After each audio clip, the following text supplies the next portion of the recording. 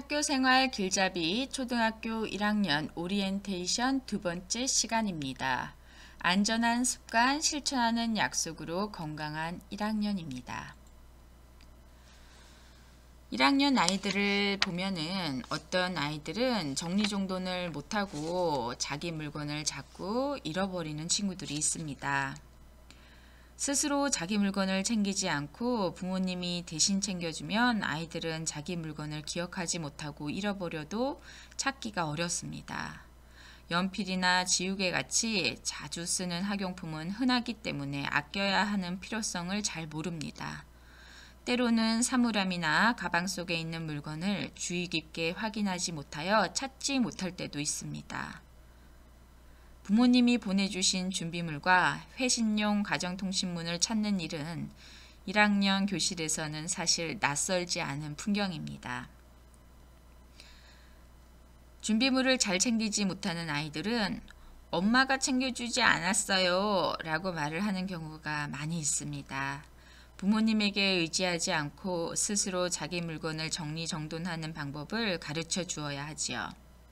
어찌 보면 당연하고 쉬운 정리정돈도 처음 해보는 아이에게는 어려울 수 있으니 적절한 시범을 보여주고 정기적으로 확인을 해야 하는 것이 필요합니다. 정리할 때 정리할 위치를 아이와 함께 정해야 하는 것도 효과가 좋습니다. 어른들이 규칙을 정해놓고 아이들에게 지시를 하면은 아이는 금방 잊어버립니다. 정리할 위치를 정할 때 아이와 함께 정하는 것이 좋습니다. 위치를 정하고 정리해야 하는 물건에 이름을 써서 붙이면 아이의 정리정돈 습관 형성에 도움이 됩니다. 단계적으로 정리정돈을 시작한다는 것은 부모님이 먼저 정리정돈을 시작할 때 함께 하는 거죠. 부모님이 깨끗하게 정리한 모습을 보여주고 아이가 그 상태를 유지하게 하면 어렵지 않게 시작할 수가 있습니다. 깨끗한 상태를 유지하는 것이 익숙해진다면 부모님의 도움 없이 할 수 있도록 격려를 해 주십시오. 또한 집안을 정리할 때 아이도 함께 정리정돈을 한다면 또 부모님이 정리하는 모습을 보고 배울 수 있습니다. 정리정돈도 반복해서 연습이 필요한 일입니다. 서툴지만 반복해서 자기의 물건에 이름을 쓰고 붙이면서 직접 챙기는 습관을 갖도록 도와주십시오. 학용품이나 준비물을 살 때 직접 고르면 내 물건을 정확하게 알 수 있습니다. 자기 전에 미리 준비물을 준비하고 책가방을 챙기는 것도 습관으로 자기가 갖게 된다면 여유로운 아침을 맞이하는 데 도움이 될 것입니다. 그리고 아이들인 만큼 정기적인 확인과 칭찬이 필요합니다. 필통, 책가방 이런 것을 정기적으로 확인해서 정리 상태를 확인하는 것이 필요합니다. 정리정돈이 잘 되지 않는다면 단계적인 연습을 다시 하고 잘했다면 칭찬하고 격려해 줍니다. 정리정돈을 통해서 절약의 중요성을 알려주는 것도 좋습니다. 아이들을 위한 풍족함이 오히려 독이 되지 않도록 주의해야 합니다. 물건을 잃어버렸다고 무조건 사주는 것은 좋지 않습니다. 물건이 부족해서 아껴야 한다는 것보다는 내 물건이 소중하기 때문에 그런 마음을 갖도록 하는 것이 중요합니다.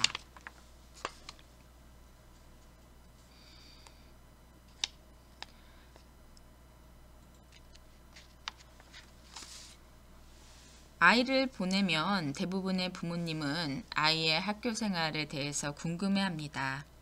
부모님에게 이야기를 잘 하는 아이도 있지만 또 학교에 있었던 일을 말하지 않는 아이도 있거든요. 부모님에게 말할 만한 특별한 일이 없거나 또 부모님에게 굳이 말할 필요를 느끼지 못하거나 또 말수가 적은 조용한 아이의 성격 때문일 수도 있습니다. 성격적으로 말수가 적어서 그런 거라면 간단한 대화부터 시작을 해 보십시오. 또 경청과 공감은 대화의 기본이지요. 또 아이의 말을 들으면서 그래, 그렇지, 같이 음성 반응을 하거나 고개를 끄덕이는 것, 또 적절한 표정을 짓는 것은 아이의 감정을 적극적으로 이해해 주는 행동입니다. 아이가 이야기를 할 때는 하던 일을 잠시 멈추고 아이와 시선을 맞추고 적절히 호응하면서 들어주는 것이 필요합니다. 아이가 공감을 얻고 싶어 대화를 시도했는데 부모님이 평가하고 가르치려고 하면 아이가 속상해서 말한 걸 후회할 수 있습니다. 또 아이가 좋아하는 주제로 대화를 시작하는 것도 좋습니다. 언제 아이가 가장 재미있었을지 생각하면서 아이가 좋아하는 관심 분야에 대해서 대화를 시작합니다. 여러 개의 질문보다는 또 하나의 질문으로 대화를 이어나가는 게 좋은데요. 아이가 대답하기 좋은 질문들이 있습니다. 오늘 학교에서 배운 것 중에 무엇이 가장 재미있었어? 이런 질문. 네가 보기엔 너희 반에서 제일 재미있는 친구는 누구야? 또 오늘 가장 기뻤던 순간은 언제였어? 혹시 네가 누군가의 도움이 필요한 적은 없었어? 이런 질문들은 아이가 쉽게 대답할 수가 있습니다. 그런데 또 반면 아이가 또 어려워하는 질문이 있습니다. 학교는 재밌었니? 아이 입장에서는 쉬는 시간에 친구들과 놀 때 빼고는 재미있는 시간보다는 어렵거나 힘든 걸 참고 인내해야 하는 시간이 더 많으므로 대답하기가 좀 어려울 수 있습니다. 또 이런 질문도 어렵습니다. 친구들과 사이좋게 지냈니? 많이 하시죠? 아이들 입장에서는 하루에 12번은 더 싸우고 또 그랬다가도 언제 그랬냐는 듯 또 친하게 지내기도 합니다. 그러니 아이 입장에서는 이 복잡한 상황을 어떻게 대답해야 될지 모를 수 있습니다. 마지막 세 번째, 이 질문도 굉장히 어려워하는데요. 선생님 말씀은 잘 들었어? 이 질문 많이 하시죠? 대부분의 아이들은 마음 한구석에 찔리기 마련입니다. 이런 질문 받으면요. 하루 종일 선생님 말씀 잘 들을 수는 없고 또 잘 안 들었다고 하면 부모님이 잔소리 하시니까요. 이런 질문은 되도록이면 지양해 주시기를 바랍니다. 또 처음 먹는 학교 급식을 잘 먹을 수 있을까 걱정을 많이 하시는 분도 계십니다. 또 식도락이라 하여서 먹는 걸 좋아하고 급식 시간을 기다리는 아이가 있는가 하면 유난히 음식을 가리는 예민한 아이도 있습니다. 가정에서의 식사와 달리 급식은 아이들 개인의 입맛에 맞지 않는 음식이 나오기도 합니다. 또한 아이들의 앞니가 유치에서 영구치로 바뀌는 시기라서 딱딱한 음식을 먹기 어려워하기도 하죠. 하지만 아이들이 친구와 함께 먹는 급식 시간은 가장 아이들이 행복해하는 시간입니다. 다른 친구의 먹는 모습을 보면서 나도 먹어봐야겠다는 생각을 하기도 하고 집에서 먹어보지 못한 다양한 식재료와 조리법에 흥미를 느끼기도 합니다. 음식에 대해서 긍정적인 관심을 갖도록 도와주십시오. 친숙하지 않은 음식이 나오면 먹어보려는 시도조차 하지 않는 아이들이 있는데 이 아이들이 그 음식을 몸에 좋은 이유를 설명하는 것보다는 또 친근하게 음식을 느낄 수 있도록 조리 과정을 옆에서 직접 보거나 만들어 보거나 이러면은 또 아이들이 긍정적으로 음식을 대할 수 있습니다. 또 정해진 시간에 먹는 연습이 사실은 필요합니다. 급식 시간 40분인데요. 아이들이 음식량을 자기가 너무 많이 잡거나 또 친구들과 이야기하거나 돌아다녀서 먹는 거에 집중하지 못하는 경우 입에 넣고 쉽지 않는 경우 이런 경우들이 있습니다. 사실은 이 시간 안에 먹지 못하면 이후 활동에 영향을 주기 때문에 정해진 시간에 바른 자세로 적당한 양을 먹는 연습이 필요합니다. 또 매운 것을 또 전혀 못 먹는 아이들도 있는데요. 매운 음식을 조금씩 맛보는 연습도 사실은 필요한 연습입니다. 또 아이가 알레르기 반응이나 신체 이상 반응 때문에 먹지 말아야 하는 음식이 있을 거예요. 그런 식재료는 담임선생님과 보건선생님 외에도 아이도 알고 있어야 됩니다. 이런 음식을 스스로가 조절할 수 있도록 알려주십시오. 또 우유를 먹게 되면 우유 구식 여부도 반드시 아이와 함께 결정하시길 바랍니다.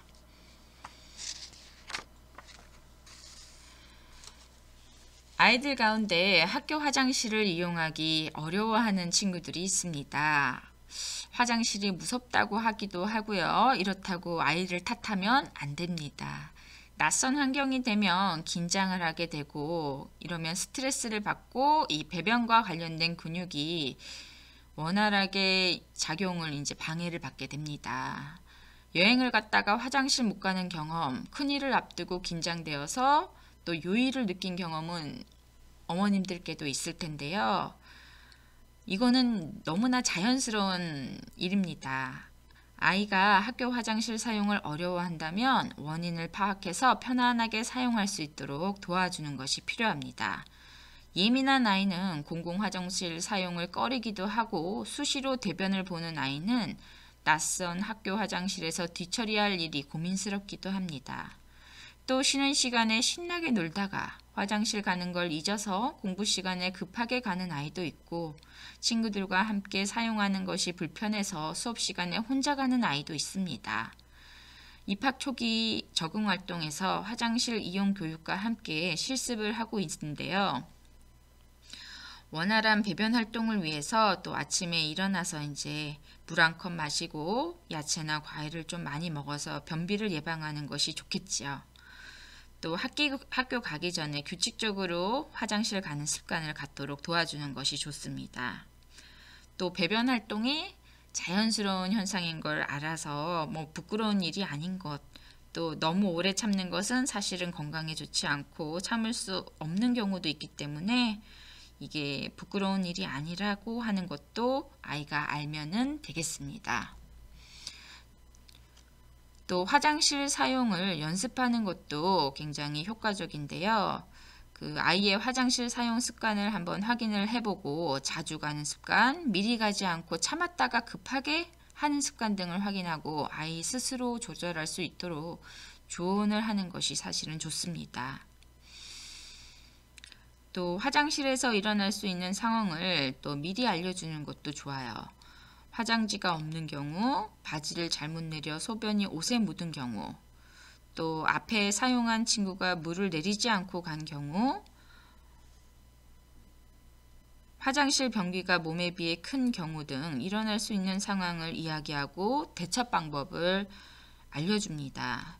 실수할 때를 대비해서 아이 사물함에 계절에 맞는 여벌옷을 준비해 두면 또 좋겠지요. 화장실에서 난처한 상황이 생기면 선생님이나 친구들에게 이제 도움을 요청하도록 알려주십시오. 그리고 화장실 가기에 편한 옷으로 입고 와야 됩니다. 또 화장실은 놀이 장소가 아니라는 것도 알려주십시오. 사실 굉장히 쉬는 시간은 화장실 다녀오거나 다음 시간 준비하는 시간이지요. 이 꿀맛 같은 이 쉬는 시간을 화장실로 옮겨가서 친구들과 놀이를 하는 시간으로 여기기도 합니다. 이 화장실 바닥은 젖어 있기도 하고 안전사고가 생길 수 있으니까 특히 주의해야 합니다. 또 여학생들 경우에는 친한 친구랑 함께 들어가서 이용하는 경우가 있고 남학생들의 경우에는 변기를 밟고 올라가 옆한 친구에게 장난을 치는 행동도 하기도 합니다. 하지만 이건 과거에는 별것 아니고 아이의 장난으로 여겨졌던 행동들이 최근에는 성문제와 함께 이어지기도 합니다. 친한 친구를 찾아 화장실 아래 위로 들여다보는 장난스러운 행동을 하는 아이를 바라보는 시각은 지금은 단정할 수 있습니다. 공공 화장실을 이용하는 규칙뿐만 아니라 남의 몸과 다른 사람의 몸을 보호하고 존중해 주어야 하는 성교육도 함께 하는 것이 좋습니다. 어머님들이 고민하시는 스마트폰을 사주어야 할까라는 고민 많이 하시죠? 그 부모가 아이에게 휴대전화를 사주는 첫 번째 이유는 사실은 안전에 대한 걱정 때문인데요. 특히 맞벌이 부모라면 휴대전화 없이 아이의 그 하루 일과를 챙긴다는 게 사실 쉬운 일은 아닙니다.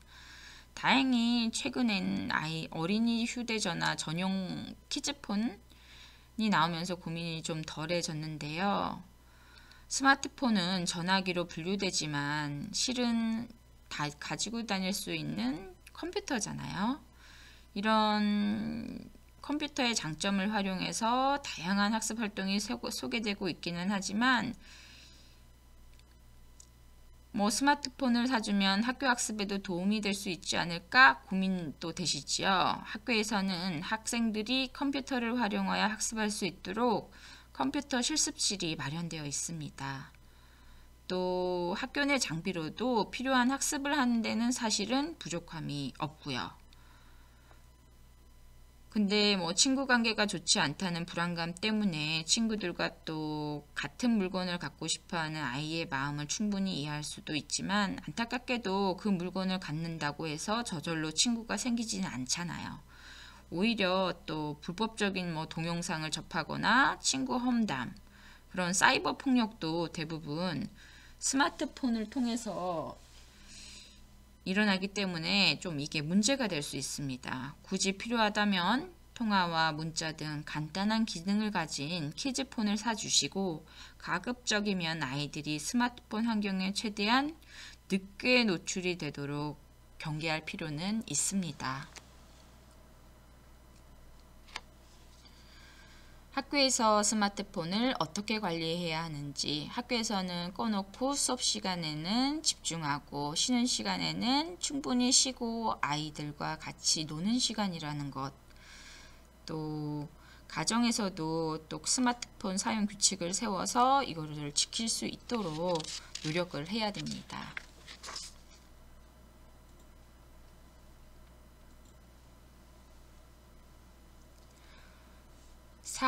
꼬마 민주시민 함께 어울림으로 평화로운 1학년 내용입니다. 아이들끼리의 그 소소한 싸움은 사실은 성장과 배움의 한 과정이지요. 흔히 아이들이 이제 싸우면서 큰다는 말이 있는데요. 아이들은 소소한 싸움을 통해서 스스로를 방어하고 자신의 권리를 주장하고 자기의 감정을 표현하는 방법과 갈등을 또 평화적으로 해결할 수 있는 노하우를 터득해 가기도 합니다. 그런데 어떤 부모님들은 친구가 욕하면 너도 가만히 있지 마.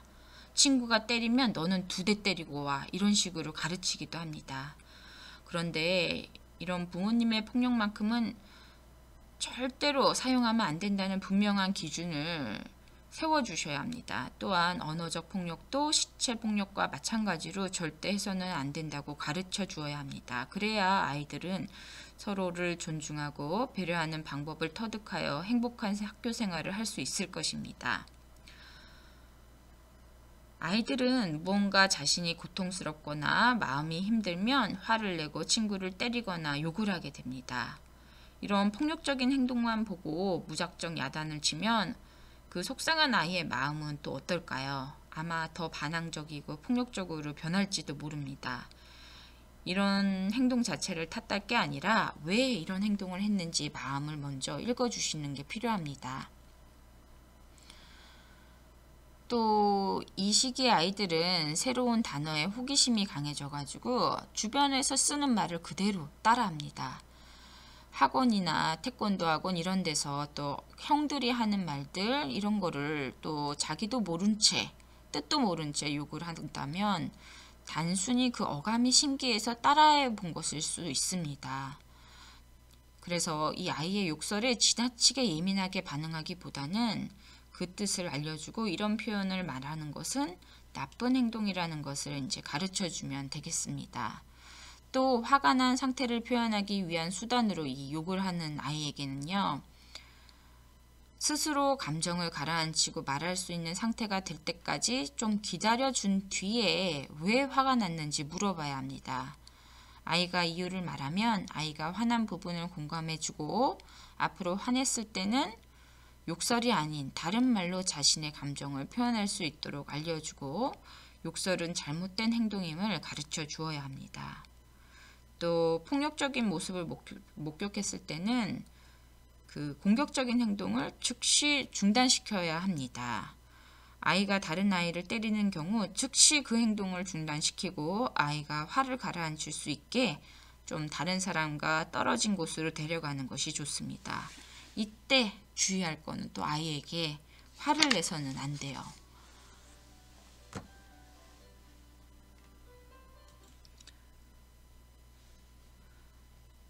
아이의 말을 들은 후에 아이가 화나는 감정은 자연스러운 것이지만 그렇다고 해서 폭력적인 방법으로 화를 표현하는 것은 분명하게 안 된다고 알려주어야 합니다. 그리고 또 때리는 것 말고 다른 방법은 없는지 한번 물어보세요. 그때 애가 대답을 제대로 받지 못한다면 대안을 제시해 주는 것도 좋습니다.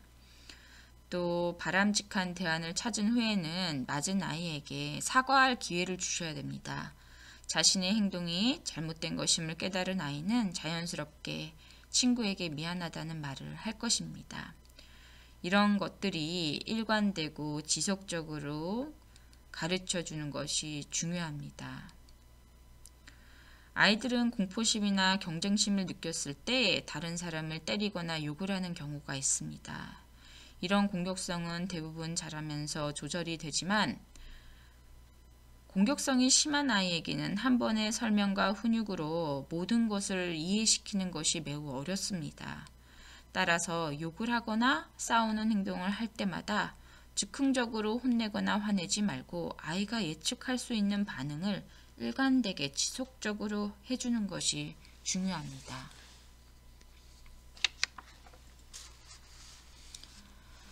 내성적이고 소심한 아이가 있으면 또 어머님들께서 굉장히 걱정을 많이 하시는데요. 교실에는 굉장히 다양한 성향과 기질을 지닌 아이들이 함께 어울려서 생활을 합니다. 어떤 애들은 외향적이고 어떤 아이들은 내향적인 성향을 또 갖고 있는데요. 이거는 그냥 크게 중요하지 않는 둘 다 장단점이 있는 성향입니다. 아이가 만약에 불안하거나 막 수동적이고 소극적이어서 의사소통이 잘 되지 않아서 학교 생활을 만약에 힘들어한다면 그 특성에 맞게 교육을 해서 자신감과 용기를 심어주는 것이 좋습니다. 혹시 평상시에 부모님이 아이가 위축될 만한 일이 있는지 한번 살펴보고 그것부터 해결을 하는 것이 좋습니다. 또 아이가 듣는 데서 우리 아이는 참 부끄러움이 많아요. 우리 아이는 소심해서 걱정이에요. 이런 말을 오히려 아이가 듣게 되면은 이걸 어려움을 적극적으로 해결하기보다는 나는 원래 부끄러움이 많고 내성적인 아이니까 괜찮아 하면서 적극적인 노력을 하지 않을 수 있어요. 이런 말은 하지 않도록 하고요. 아이가 내성적이어도 자기가 편안하게 느끼는 환경에서는 자기의 생각을 곧잘 표현을 하잖아요. 아이의 말에 부모님이 적극적으로 공감하고 경청하면 애가 이제 더 신이 나서 이를 더 자세히 얘기를 할 거예요. 그리고 또 내성적인 아이는 깊이 생각하기 때문에 겉으로 보이는 반응이 다소 느리지만 또 경청하고 탐색하고 내면을 바라보는 능력은 사실은 뛰어난 편이에요. 따라서 우리 애가 내성적이라고 해서 성급하게 교육관계를 적극적으로 개입하거나 아이가 좋아하지 않는 프로그램에 참여시키는 것은 좋지가 않습니다. 내성적이고 소심한 아이는 좀 소그룹 활동으로 아이를 편안하게 해주면서 친구와 자연스럽게 어울리도록 도와주는 것이 좋습니다.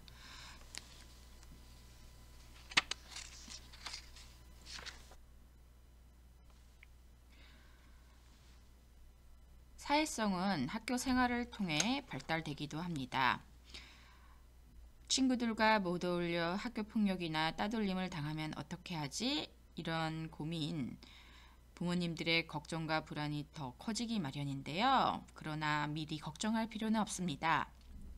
왜냐하면 우리 아이의 사회성은 타고난 것이 아니라 새롭게 펼쳐진 학교 환경에서 다양한 경험을 통해 많은 변화를 겪으며 발달될 수도 있기 때문입니다.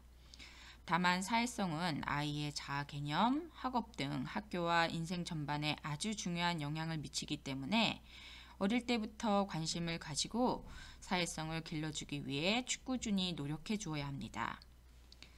아이의 사회성은 부모의 이해와 공감이 중요합니다.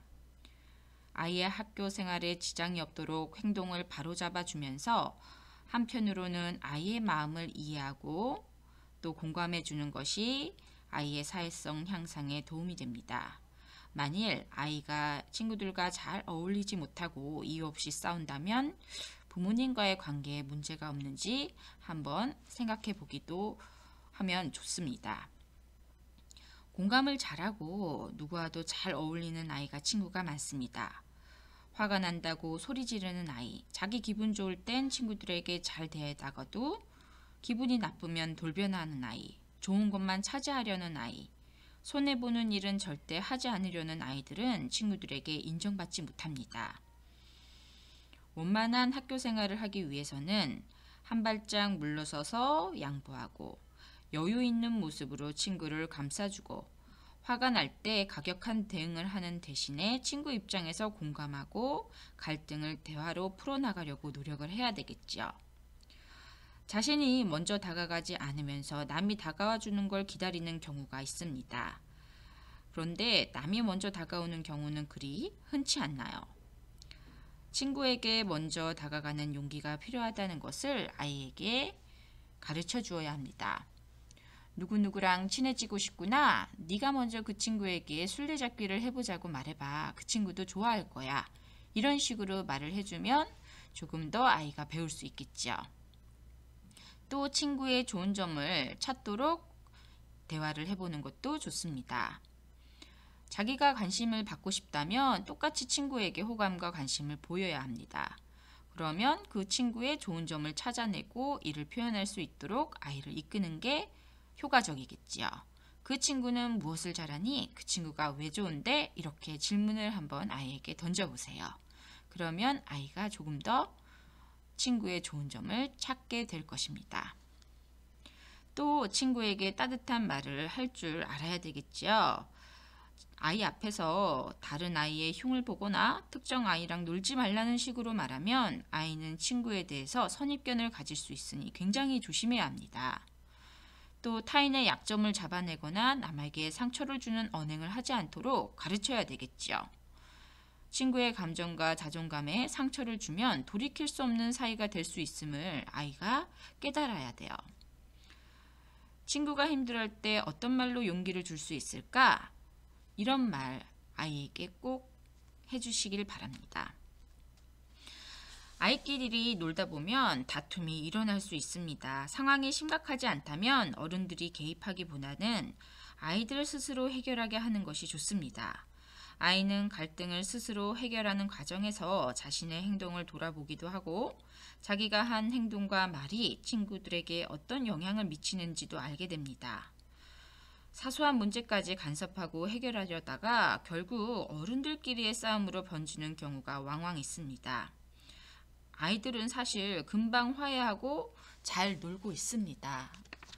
어른들 싸움이 되지 않도록 어머님들께서도 여유를 가지고 아이들을 지켜봐 주시길 바랍니다. 갈등을 지혜롭게 조율하는 힘이 최고의 사회성이죠. 아이의 사회성을 키워주기 위해서는 먼저 아이가 친구들과 어떻게 노는지, 친구들과 싸울 때 어떻게 해결하는지 파악을 해야 됩니다. 그런 다음 문제 상황에 따라 적절한 해결책을 마련하면 좋겠죠. 아이의 문제 행동을 수정할 때 가장 중요한 원칙은 잘못을 탓하는 게 아니라 상대방이 어떤 기분일지 아이 스스로 깨닫게 하는 것입니다. 아이가 타인의 기분을 이해한 뒤에는 또 어떻게 하면 좋을지 함께 모색하고 이를 행동으로 옮길 수 있도록 도와주시면 됩니다.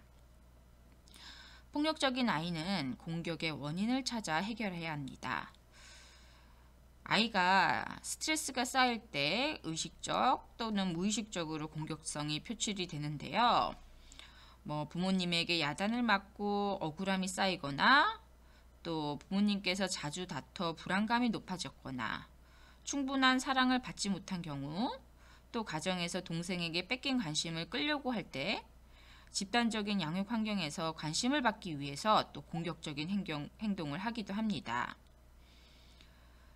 또 자신의 의사를 언어로 표현하기 어려울 때 공격적인 행동을 합니다. 이런 행동에는 이유가 있으므로 해결책을 찾는 게 우선 먼저고요. 이러면 원인이 무엇인지 파악을 해야 합니다. 대개의 원인은 아이가 언제 공격적인 행동을 하는지, 집에서의 생활은 어떤지, 언어적인 능력이 어느 정도인지 파악하면 찾을 수 있습니다. 갈등을 평화롭게 해결할 수 있는 마음 신호등. 차들이 도로를 안전하게 다닐 수 있는 것은 교통신호를 지키기 때문이죠. 마음에도 이 신호등을 달고 규칙에 따라 말하고 행동하면 싸움이 일어나지 않을 수 있습니다. 3단계 표현 방법을 가정에서도 실천할 수 있도록 도와주십시오. 일단은 1번은 멈추기. 말하기 전에 일단 3초를 기다립니다. 두 번째는 생각하기. 친구의 마음과 나의 마음을 생각하는 거죠. 마지막으로 표현하기. 화내지 않고 차분하게 말하는 것입니다.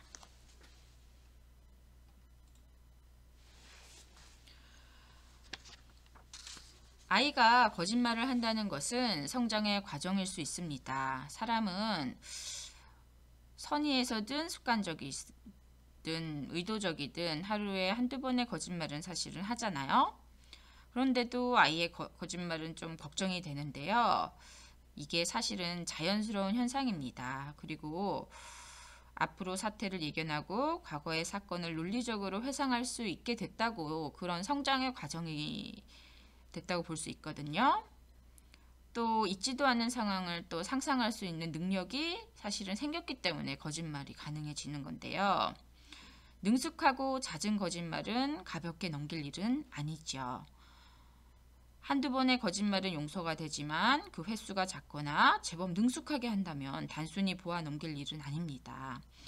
또 친구들 사이에서 거짓말을 한다면 신뢰를 얻지 못할 수도 있거든요. 그래서 부모님께서 아이에게 정직함의 깊은 이해를 받을 수 있다는 걸 알려주셔야 됩니다.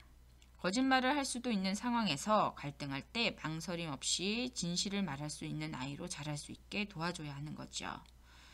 거짓말이 위기를 모면하기 위해서 하는 것일 수 있으니 이 하기 싫은 숙제를 들키면 더 혼날지도 모른다는 생각에 당장 하기 싫어서 다 했다고 거짓말을 하는 경우, 무사히 그냥 넘어가면 같은 상황에서 똑같은 거짓말을 반복하게 되거든요.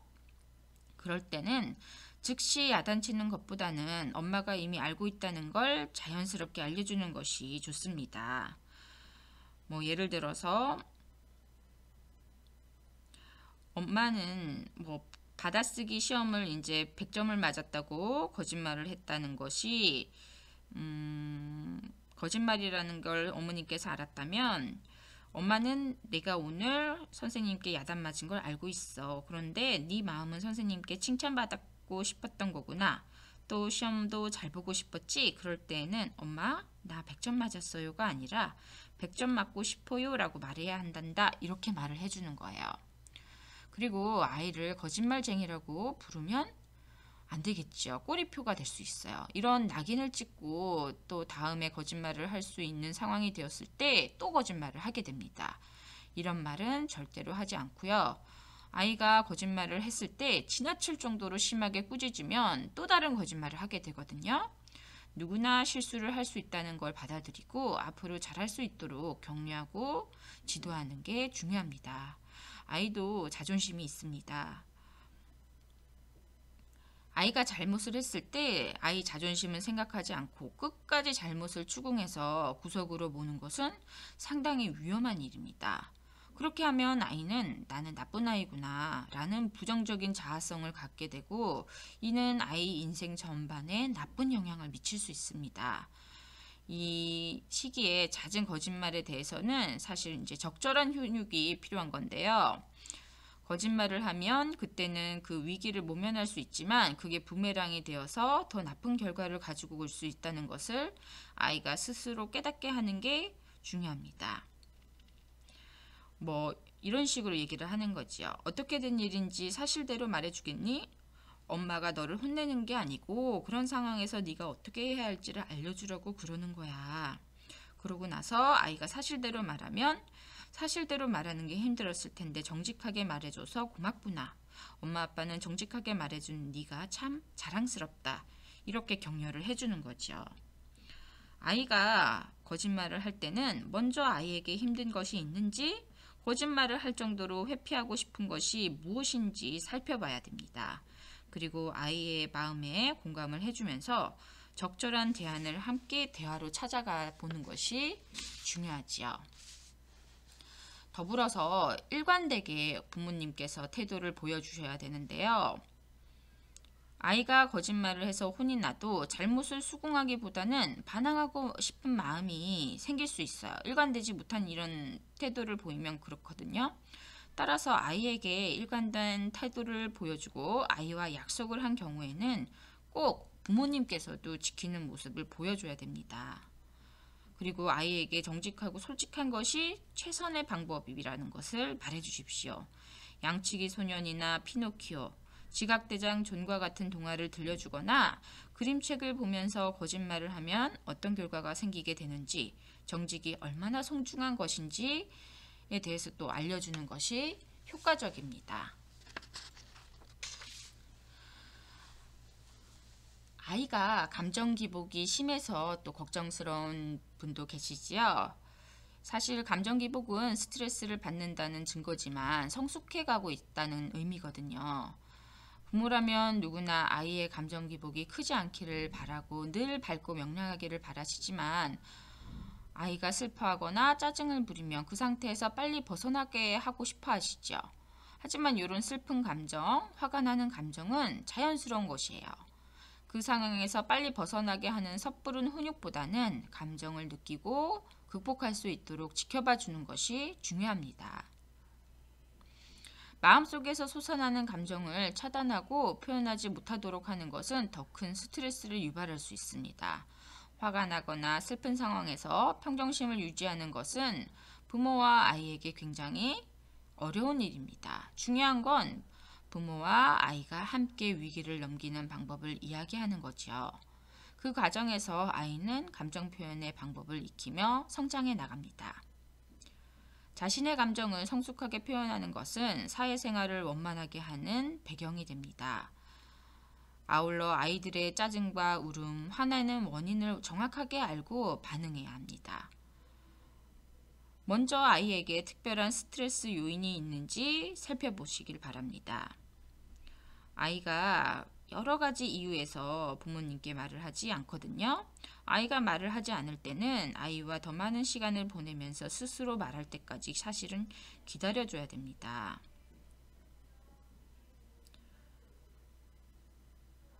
부모가 아이에게 시간을 주고 눈길을 주면서 아이가 스트레스를 스스로 극복해 갈 수 있는 여건을 만들어줘야 됩니다. 아이들은 신나게 놀면서 자연스럽게 스트레스를 해소하는 경우가 많습니다. 충분한 휴식과 놀이로 아이들 스스로 스트레스를 극복해 가면서 성숙해 가도록 도와주셔야 됩니다. 또 감정적으로 흥분하지 않고 침착하게 대처하는 방법을 가르쳐 주셔야 하는데요. 화가 났을 때 아이의 말을 귀담아 들어주셔야 됩니다. 그럼 아이가 부모를 신뢰하게 되고 화를 내며 말하는 아이의 태도가 사실은 좋아지거든요. 예를 들어서 네가 지금 화가 나고 못 참겠다는 걸 알겠어. 그런데 엄마는 네가 무슨 말을 해도 다 귀담아 들을 테니까 일단 마음을 가라앉히고 말해줬으면 좋겠어. 그리고 이제 공감을 하는 거죠. 정말 속상하지? 아빠도 마음이 아팠어. 당연히 네가 슬퍼할 만한 일이야. 툭하면 우는 아이는 원인에 따라서 반응을 해주는 겁니다. 울지 말라고 야단치기보다는 왜 우는가 하는 원인에 따라서 반응해야 아이도 변합니다. 무언가 마음대로 안 돼서 속이 상한 거니까 그 속상한 마음을 먼저 받아주는 거예요. 하지만 요구를 관찰하려고 할 때, 주목을 끌려고 할 때, 책임을 회피하려고 할 때, 자기 방어를 하려고 할 때는 위로해 주는 게 오히려 역효과이므로 잠시 모르는 채 놔둡니다. 아이 흥분을 가라앉고 울음이 그치면 어깨를 두드리며 어떻게 하는 게 좋을지 바람직한 말이나 행동에 대해서 함께 얘기하면서 가르쳐 줍니다. 아이가 울 때는 사실은 말이 잘 들어가지 않아요. 아이가 우는 이유를 설명해 주고 속상한 마음을 언어로 표현하도록 조금 지나서 이야기를 해보는 게 효과적입니다. 서로에게 감정적으로 상처 주는 일은 피해야겠죠. 서로 존중할 때 아이들의 행복한 배움이 시작됩니다. 어른으로서 합리적으로 감정을 풀어나가려는 노력을 또 우리가 해줘야 되는데요. 내 감정을 있는 그대로 상대방에게 드러내는 것은 관계를 망치는 방법입니다. 어떤 일이든 상황과 감정을 분리해서 사실적으로 이야기하고 문제를 합리적으로 풀어가려고 노력한다면 아이의 학교 생활은 또 사회 생활은 교육적으로 발전할 수 있습니다.